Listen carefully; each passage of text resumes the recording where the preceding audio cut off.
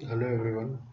Last video में हम सबने कीमत प्रभाव के बारे में देखा था कि कीमत प्रभाव क्या होता है। इसमें हमने देखा था कि अगर उपभोक्ता की जो आय है वह स्थिर रहे और एक वस्तु की कीमत में कोई परिवर्तन नहीं हो और दूसरी वस्तु की कीमत में परिवर्तन होने के कारण उपभोक्ता के संतुलन में जो प्रभाव पड़ता है वह कीमत प्रभाव कहलाता है। कि किसी वस्तु की कीमत में परिवर्तन के कारण उपभोक्ता के संतुलन में जो प्रभाव या जो उपभोक्ता के संतुलन में जो पहले से जो अंतर आ रहा है वह कीमत प्रभाव कहलाता है। जिसमें हमने देखा था कि जब एक्स वस्तु की कीमत गिरती है तो उस समय किस तरीके से होता है और जब एक्स वस्तु की कीमत बढ़ती है तो उस समय किस प्रकार से उपभोक्ता के संतुलन में परिवर्तन होता है। आज के इस वीडियो में हम प्रतिस्थापन प्रभाव देखेंगे। प्रतिस्थापन प्रभाव को थोड़ा सा आप समझने की कोशिश करना और इसको एक एग्जाम्पल के द्वारा मैं आपको बताने की कोशिश करता हूँ।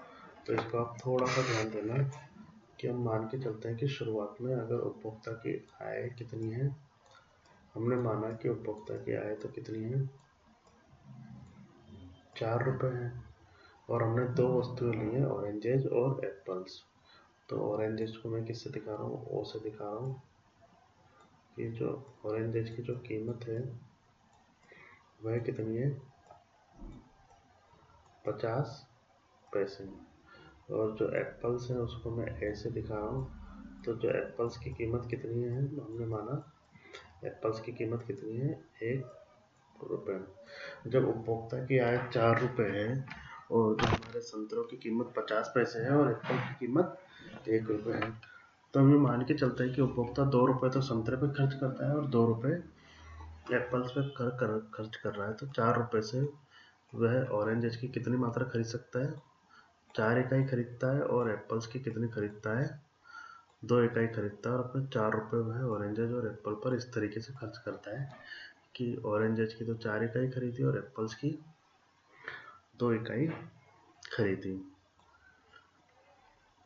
अब हम मान के चलते हैं कि जो पहले जो एप्पल 1 रुपये का आ रहा था वह एप्पल की कीमत क्या हो गई, पहले से कम हो गई और एप्पल कितना होने लग गया, तो कीमत कितनी हो गई,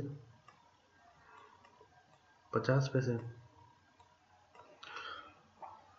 और उपभोक्ता की आय कितनी है, 4 रुपये है और ऑरेंजेज की कीमत कितनी है हमारी, 50 पैसे है। एप्पल की कीमत पहले से 1 रुपये से कम होकर 50 रुपये या 50 पैसे हो गई। तो हम मानिए कि उपभोक्ता पहले के बराबरी ऑरेंजेज की 4 इकाई खरीद रहा है और एप्पल की पहले की बराबरी कितनी खरीद रहा है, 2 इकाई खरीद रहा है। कि भाई मुझे तो 2 ही एप्पल खरीदने हैं, अपन को ज़्यादा एप्पल नहीं खरीद रहे। तो 2 रुपये, 1 रुपये के तो उसने एप्पल खरीदे और 2 रुपये के उसने संतरे खरीदे और उसके पास 1 रुपये अब भी बच गया, क्योंकि उसने अभी तक अपने कितने रुपए खर्च करे हैं, 3 रुपये खर्च करें। तो उपभोक्ता के पास अभी 1 रुपये बढ़ गया। तो एक तरीके से देखा जाए कि जो उपभोक्ता की जो वास्तविक आय में क्या हो गई, वृद्धि हो गई। कि उसके पास 1 रुपये बचत के रूप में बच गया और वह 3 रुपये से पहले जितनी मात्रा ऑरेंजेज और संतरों की खरीद रहा था वह उतनी ही मात्रा खरीदता रहेगा।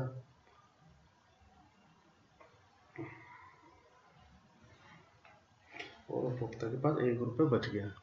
लेकिन हम मान के चलते हैं जो हमारा समझदार उपभोक्ता होता है वो क्या क्या करेगा, जैसे ही एप्पल्स की कीमत कम होगी तो वह एप्पल महंगे, और जैसे एप्पल की कीमत कम हुई तो वह क्या खरीदेगा, एप्पल के पहले से ज़्यादा इकाई खरीदेगा।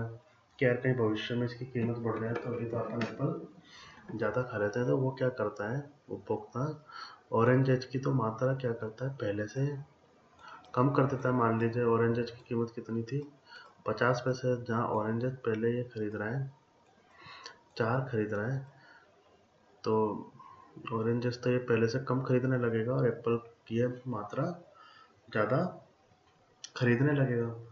तो प्रतिस्थापन प्रभाव में ये कहता है कि मान लीजिए हमारा क्या है, संतरा क्या है, महंगी वस्तु हो गई और सेब हमारी क्या है, सस्ती हो गई। क्या कि सेबों की कीमत क्या हो गई, कम हो गई। तो जैसे ही महंगी वस्तु के स्थान पर सस्ती वस्तु का जो प्रतिस्थापन कर रहा है वह हमारा क्या कहलाता है, प्रतिस्थापन प्रभाव कहलाता है। तो अगर हम इसको डेफिनेशन के रूप में देखें तो हम कह सकते हैं कि प्रतिस्थापन प्रभाव से अभिप्राय उपभोक्ता द्वारा वस्तुओं की खरीदी जाने वाली मात्राओं अथवा उपभोक्ता के संतुलन में होने वाले उस परिवर्तन से है जो कि वस्तुओं की सापेक्ष कीमतों में परिवर्तन होने के फलस्वरूप होता है, जबकि उपभोक्ता की वास्तविक आय में कोई परिवर्तन नहीं आता।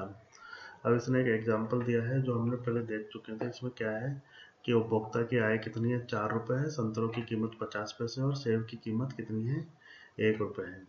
तो वह 4 रुपये की आय से 4 संतरे और 2 सेब खरीदता है।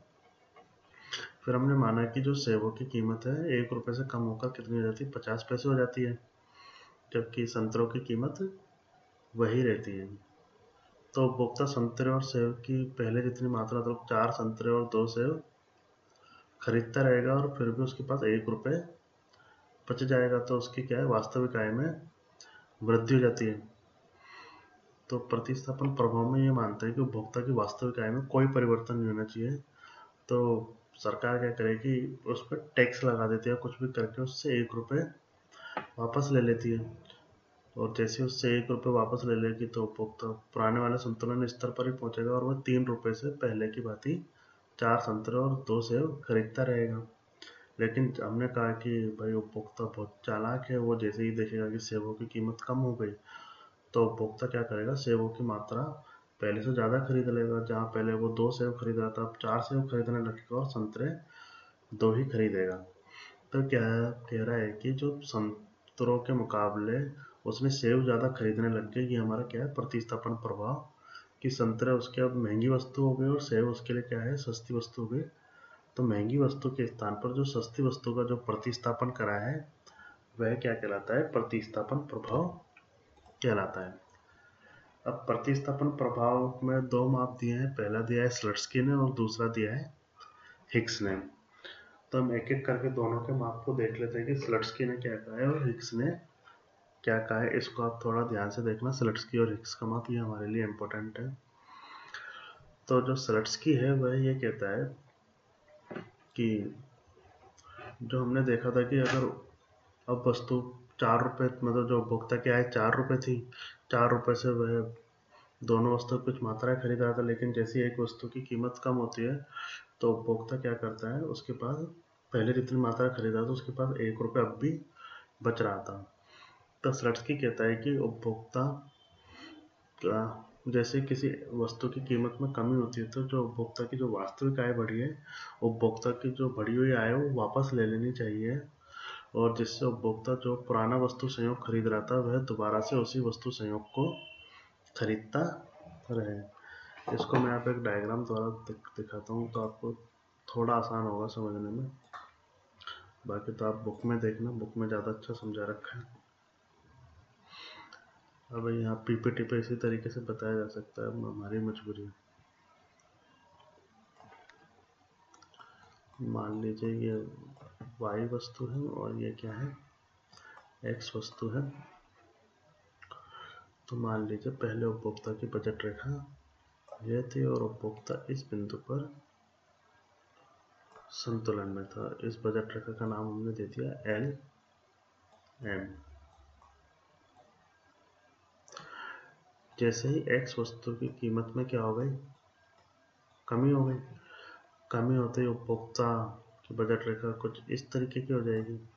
ये सीधी रेखा बनानी है, सीधी मुझसे बनी नहीं, LM, और इसको हम दे देते हैं OP, और उपभोक्ता इस तटस्थ वक्र पर पहुंच जाएगा। मान लीजिए पहले ये E बिंदु पर था, E से किस पर आ जाएगा, E1 बिंदु पर हो जाएगा। तो ये कहता है कि जैसे एक वस्तु की कीमत में कमी हुई तो उपभोक्ता ऊंचे तटस्थ वक्र पर पहुंच जाएगा। तो जो उपभोक्ता की वास्तविक आय है वो क्या बढ़ गई, इंक्रीज हो गई। तो ये कहता है कि जो उपभोक्ता की जो वास्तविक आय बढ़ी है उसको हमें वापस ले लेना चाहिए, और इस तरीके से लेना चाहिए कि उपभोक्ता मान लो E बिंदु संयोग पर था तो उपभोक्ता पुराना वाला E वस्तु संयोगी प्राप्त करता रहे और हमारा एक रेखा कुछ इस तरीके से खिंच जाएगी। इसको हम उस डायग्राम में देखने की कोशिश करते हैं जो हमने वहाँ दिखाया है कि मान लीजिए जो पहले उपभोक्ता की जो बजट रेखा थी वह क्या थी, A-B थी, और उपभोक्ता A बिंदु पर संतुलन में था।